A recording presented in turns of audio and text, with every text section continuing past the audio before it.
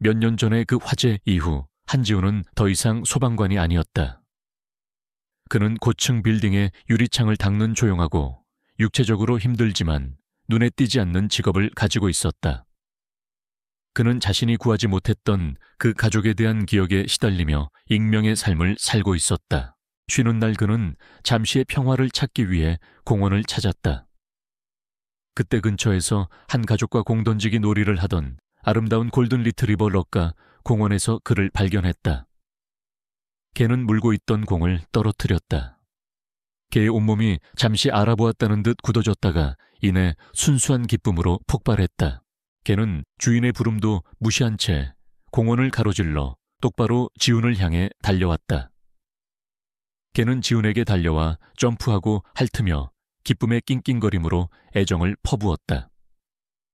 지훈은 처음에는 충격을 받았지만 이내 몇 년 전 자신의 화염 속에서 구해냈던 바로 그 개라는 것을 알아보았다. 그의 상처 입은 얼굴에 아주 드물고 진심 어린 미소가 떠올랐다. 한편 공원의 한 야외 카페에서 이 모든 광경을 한 남자가 지켜보고 있었다. 권민재 회장이었다. 그는 자신의 오른팔과 함께 그곳에 있었다. 그는 화재 속에서 죽었으리라 생각했던 개 러를 보았다. 그는 순간 놀랐다. 그리고 그는 개가 달려간 남자를 보았다. 그의 눈이 가늘어졌다. 그는 사건 현장에 그 소방관의 얼굴을 알아본 것이다. 자신의 부하들이 현장을 완전히 통제하기 전에 그곳에 도착했던 바로 그 소방관. 권민재는 패닉에 빠졌다. 저 소방관은 골칫거리였다. 날 것 그대로의 현장을 목격한 증인. 그는 이 남자가 과거의 어떤 부분과 다시 연결되는 것을 감당할 수 없었다. 그는 지금 당장 제거되어야만 했다. 그는 자신의 오른팔에게 차갑고 미묘한 명령을 내렸다. 처리해. 지금 당장. 사고처럼 보이게. 근처에 주차되어 있던 검은색 세단이 갑자기 엔진 소리를 내며 잔디밭 위로 돌진했다. 차는 정확히 지훈과 개를 향해 가속했다. 지훈의 소방관으로서의 본능이 작동했다. 그는 찰나의 순간에 개러를 옆으로 밀쳐내고 자신은 차의 충격을 온몸으로 받아냈다. 차는 그를 치고 그대로 빠른 속도로 사라져버렸다. 공원은 비명소리로 아수라장이 되었다. 개러는 의식을 잃고 피를 흘리는 지훈의 위에서 미친 듯이 지저대고 있었다.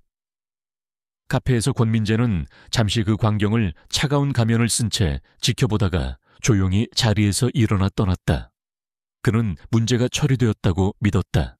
기쁨의 재회는 충격적이고 폭력적인 공격으로 변했다. 지훈의 조용한 삶을 향한 시도는 산산조각이 났고 그는 자신이 결코 잊을 수 없었던 그 화재의 미스터리 속으로 폭력적으로 다시 끌려 들어오게 되었다. 한지훈은 병원에서 의식을 되찾았다. 그의 팔은 부러졌고 머리에는 뇌진탕 증세가 있었다. 하지만 그는 살아남았다. 그가 눈을 떴을 때 가장 먼저 본 것은 그의 병실 문 밖에서 꼼짝도 하지 않고 그를 기다리고 있던 충직한 개러였다. 경찰이 그를 찾아왔다. 공식적인 보고서는 단순한 뺑소니 사건. 범인은 찾을 수 없다고 했다. 지훈은 이것이 거짓말이자 은폐라는 것을 알았다. 병원 침대에 누워 그는 자신이 그토록 억눌러 왔던 5년 전에 그 화재의 기억과 마주해야만 했다. 그는 거대한 저택의 화재 현장에 가장 먼저 도착했던 신입 소방관이었다. 그의 사진 같은 기억력은 공식 보고서에서는 무시되었던 이상한 디테일들을 떠올렸다. 첫째 냄새. 단순한 나무 타는 냄새가 아니었다. 인화성 화학물질에 날카로운 냄새가 섞여 있었다. 둘째 불길의 형태. 너무나 빠르고 뜨거웠으며 특정 패턴을 가지고 번져나갔다. 마치 누군가 의도적으로 불을 지른 것처럼. 셋째 결정적인 디테일. 그는 주 침실의 안전실 문이 밖에서 잠겨 있었던 것을 기억해냈다. 화재 시에는 불가능한 일이었다. 그는 모든 것을 연결했다. 그 화재는 방화였다. 그 가족은 살해당했다. 그리고 공원의 그 남자 권민재 회장은 자신이 이 모든 것을 기억해낼지도 모른다는 이유만으로 자신을 죽이려 했던 것이다. 그의 죄책감은 이제 차갑고 불타는 분노로 바뀌었다. 그는 자신이 실패한 것이 아니라 대규모 살인 사건의 목격자였다는 것을 깨달았다. 그는 이대로 넘어갈 수 없었다. 그는 이 미제 사건을 직접 조사하기로 결심했다. 바로 그때 죽은 회장의 유일한 생존자 그의 딸 이서현이 그를 찾아왔다. 그녀는 공원에서의 사고와 자신의 가족계를 구해준 영웅에 대한 소식을 들었던 것이다. 그녀 역시 자신의 가족의 죽음에 대해 항상 의심을 품고 있었다. 지우는 병실에서 그녀와 마주 앉았다. 러 역시 그들의 곁에 있었다. 그는 그녀에게 화재에 대한 자신의 의심을 이야기했다. 그녀는 그에게 아버지의 사업 파트너였던 그리고 지금은 회사를 차지한 권민재에 대한 자신의 의심을 이야기했다. 두 사람은 서로를 바라보았다. 공유된 비극과 공동의 적에 의해 연결된 두 명의 낯선 사람. 지훈이 말했다. 이 불, 사고가 아니었습니다. 살인이었습니다. 동맹은 맺어지려 하고 있었다. 조사는 공식적으로 시작되었다. 병원에서 한지훈과 이서연의 위태로운 동맹이 맺어졌다. 지훈은 사건 현장에 대한 기억을 가진 조사관이었다. 서현은 아버지의 회사를 물려받았지만 아직 권민재가 이 사회를 장악하고 있었다. 그녀는 자금과 정보, 그리고 아버지의 옛 파일에 접근할 권한을 가지고 있었다. 그리고 게러는 그들의 과거와 현재를 잇는 살아있는 연결고리였다. 그들의 첫 번째 목표는 지훈의 기억을 뒷받침할 구체적인 증거를 찾는 것이었다. 서현은 자신의 자원을 이용해 사설 독립화재조사 전문가를 고용했다. 전문가는 옛 보고서를 재검토한 끝에 지훈의 의심이 맞았다는 결론을 내렸다. 화재 현장에 연소 패턴과 무시되었던 화학 성분 분석 결과는 명백한 방화의 증거를 가리키고 있었다.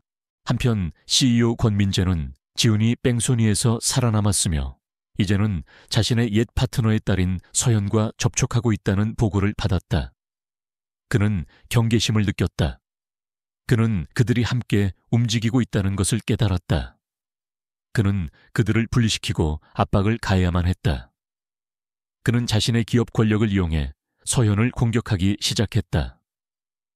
그는 이 사회를 소집하여 그녀가 감정적으로 불안정하며 무모한 비난을 하고 있다며 그녀를 이 사회에서 축출하려 시도했다. 압박이 거세지자 지훈과 서현은 더 강력한 증거가 필요하다는 것을 알았다. 그들은 화재 현장, 이제는 새로운 건설 프로젝트를 위해 깨끗하게 정리된 옛 저택의 부지으로 가기로 결심했다. 그 부지는 바로 권민재의 통제에 있었다. 늦은 밤 세 사람 지훈과 서현 그리고 게러은 그 텅 빈 부지 위에 서 있었다. 모든 것이 사라진 듯 보였다. 하지만 그때 게러가 이상한 행동을 하기 시작했다. 그는 옛 서재나 안전실이 있던 자리, 근처의 한 특정 지점으로 이끌리듯 다가갔다. 그는 새로운 건설 기초 공사의 바닥면을 미친 듯이 파헤치기 시작했다. 그곳에서 그는 무언가를 파냈다. 그것은 작고 일부가 녹았지만 여전히 알아볼 수 있는 물건이었다. 권민재 회장이 늘 가지고 다니던 그의 독특한 맞춤 라이터. 그는 방화 현장에서 그것을 떨어뜨렸던 것이 틀림없었다.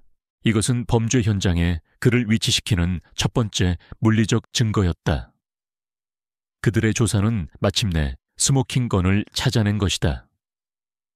생존자들의 동맹은 이제 방역할 무기를 손에 넣었다. 불에 탄 라이터.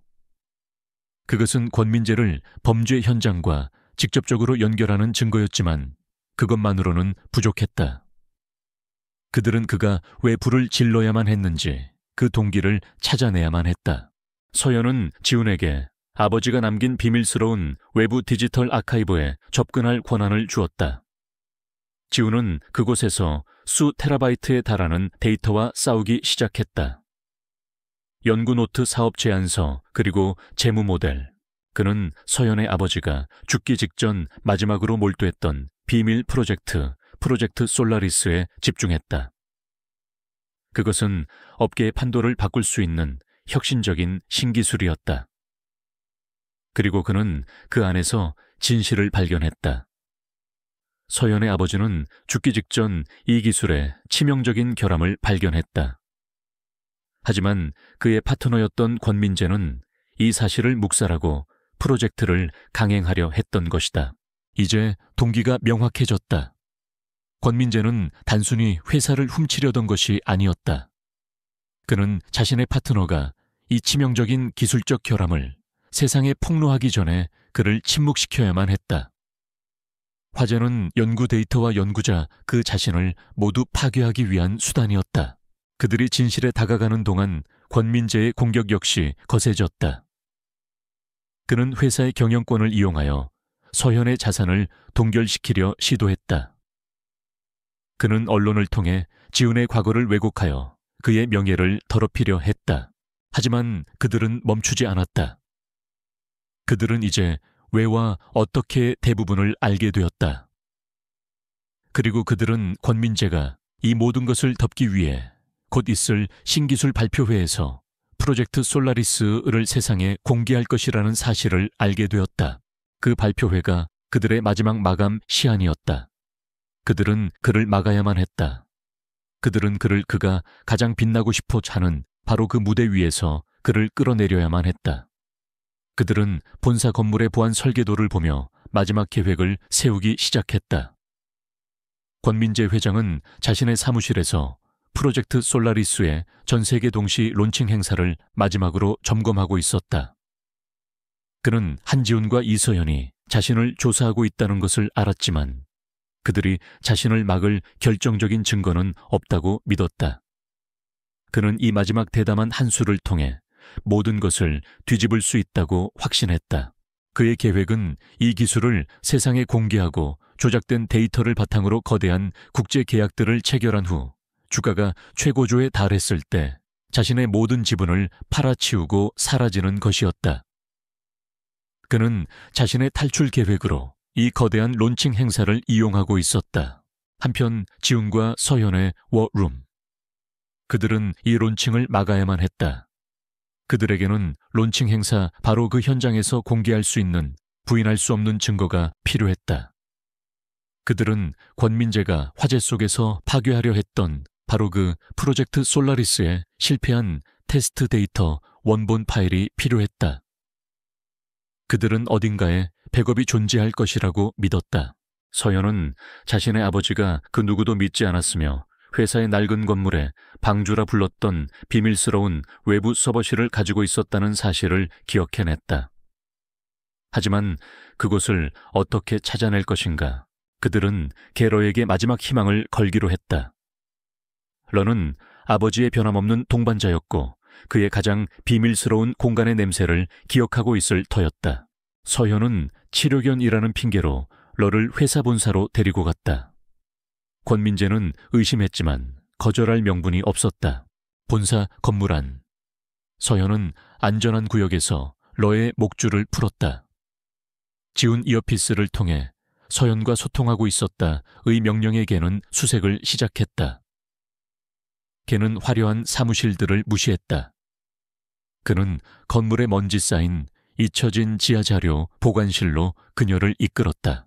그는 특정한 아무런 표시도 없는 벽 앞에서 멈춰 서서 그곳을 긁기 시작했다. 서현은 이곳이 바로 아버지의 방주라는 것을 깨달았다.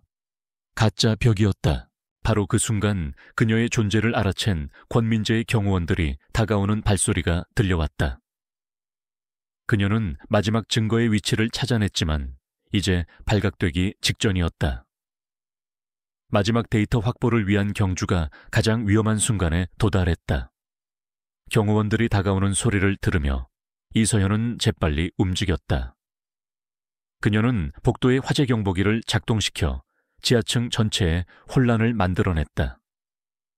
경호원들이 그쪽으로 달려가는 사이 그녀는 숨겨진 장치를 찾아 가짜 벽을 열었다.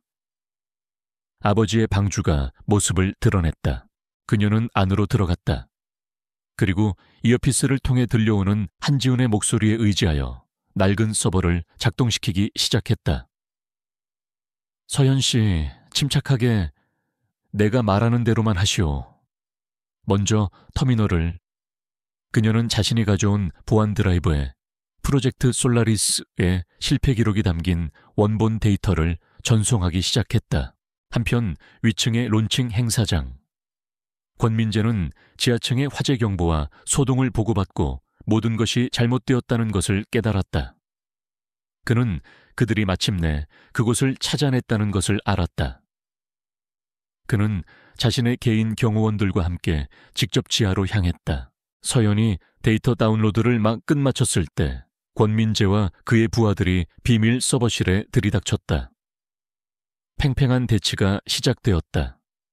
권민재는 드라이브를 요구했다. 바로 그때 지훈의 소방관으로서의 지식이 빛을 발했다. 그는 이어피스를 통해 서연에게 소리쳤다. 방해 소화 시스템을 작동시키라고. 오래된 할론가스 시스템이었다. 서연은 비상 버튼을 눌렀다. 방 안에는 산소를 차단하는 할론가스가 채워지기 시작했다. 권민재의 부하들은 패닉에 빠졌다. 그 혼란과 숨막히는 가스 속에서 서현은 지훈의 지시에 따라 바닥에 엎드려 공기는 아래에 있어 오른쪽으로 3걸음. 그가 건물에 소방 설계돼서 미리 파악해둔 작은 비상 환기구를 향해 움직였다. 그녀는 증거를 손에 쥔 채 환기구를 통해 탈출하는 데 성공했다. 그녀는 권민재와 그의 부하들을 질식하는 방 안에 가두어 둔 채 그녀가 건물의 다른 구역에서 모습을 드러냈을 때 위층의 론칭 행사장은 혼란에 휩싸여 있었다. 잠시 사라졌던 한지훈이 다시 무대 위로 걸어 나왔다. 그는 마이크를 잡고 자신의 팀에게 신호를 보냈다. 그의 등 뒤에 거대한 스크린에는 프로젝트 솔라리스의 홍보 영상 대신 서현이 방금 가져온 데이터 실패한 테스트 기록, 아버지의 경고, 그리고 기술의 치명적인 결함에 대한 증거가 재생되기 시작했다. 그는 전 세계의 언론 앞에서 권민재가 사기꾼이자 살인자라고 폭로했다. 타워 안에서의 전투는 지성과 용기의 승리로 끝이 났다. 몇 달 후, 솔라리스 게이트는 기술업계를 뒤흔든 거대한 스캔들이 되었다. 권민재 회장은 방화살인 그리고 음모 등의 모든 혐의에 대해 유죄를 선고받았다. 그는 종신형을 선고받았고 그의 거짓에 제국은 해체되었다. 이서현은 이사회의 전적인 지지 아래 아버지의 회사를 완전히 장악했다.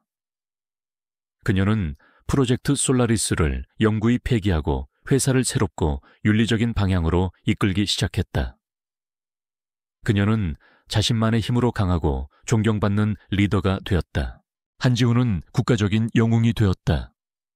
그는 국가화재 안전 및 조사기관을 이끌어달라는 고위직을 제안받았지만 거절했다. 그는 더 이상 권력이나 서류 작업의 삶을 원치 않았다. 그는 자신의 평화를 찾았다.